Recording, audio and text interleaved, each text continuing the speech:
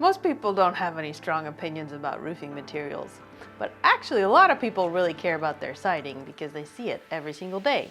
Today we're going to talk about different types of siding options that are most popular in the Indiana or Midwestern region. Here in Indiana, you might see brick or limestone as part of the traditional style of siding for houses, or you might have seen a cedar wood plank or a cedar shake. Those materials are becoming less popular now, and more common are vinyl or a cement board siding such as James Hardie. Manufacturers of houses have switched over to these new products because they're easier to manipulate, they are cheaper to install, and the material themselves is also cheaper.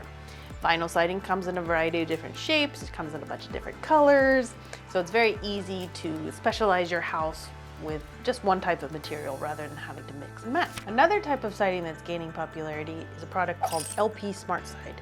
And it's essentially a pressed wood that has a paint on the outside. And this one's pretty easy to install. It's easier than cement siding, such as James Hardie.